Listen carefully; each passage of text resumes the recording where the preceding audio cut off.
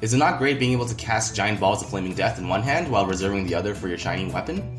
Well, these builds are known as Gishes by the D&D community, and there are many different ways to create a character that can be in the thick of a fight while also casting spells.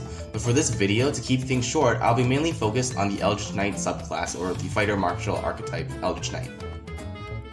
The Eldritch Knight allows you to do some cool magic tricks that other fighter subclasses do not have access to. However, it is still more of a fighter than a caster due to the Eldritch Knight's very limited spell slots. The Eldritch Knight uses intelligence as their spellcasting ability and gets their spells from the wizard spell list. Once you choose this martial archetype, you get access to 3 first level wizard spells and 2 wizard cantrips. One of the 3 first level spells can be from any school of magic.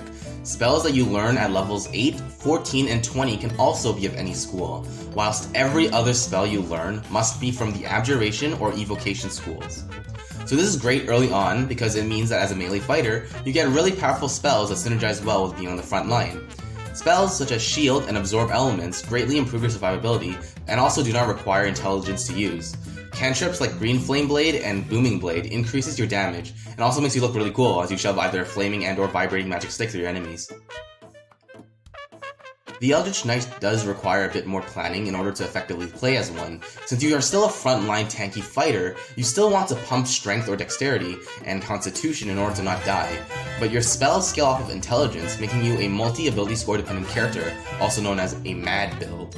Fighters, however, do get a ton of ability score improvements over time, but you still need to think about maxing out your primary fighting stats, and also whether or not you want to get feats for your build.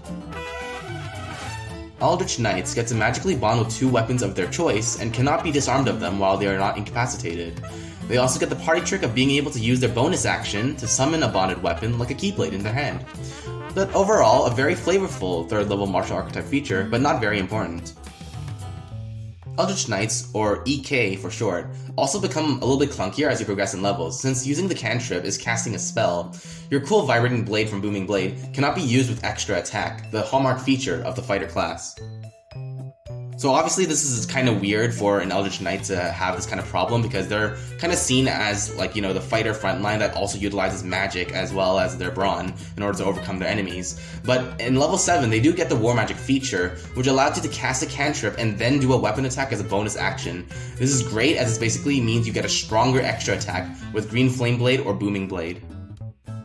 But War Magic is only really a band-aid solution to the underlying problem, since at level 11, the fighter class gives you 3 extra attacks, which means that you have to choose between casting and 1 attack, or 3 attacks, which mathematically means you'll probably be taking the 3 normal attacks for better damage output. So it kinda sucks now that your cool flaming sword is now a bit outdone by, regular swinging. At the 10th level, your regular weapon attacks gives enemies disadvantage on their next saving throw against your spells.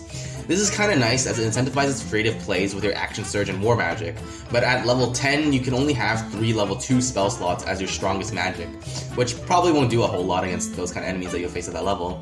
So it's kinda awkward, but it does give you, some advantage of just using regular attacks rather than using your cantrip. But it does only give disadvantage against the Eldritch Knight spells and not your teammates, which is better than nothing, I guess. At level 15, you can teleport up to 30 feet when using your Action Surge. This is actually quite nice, since it doesn't actually cost you anything, so it basically gives you a free Misty Step whenever you use the Action Surge.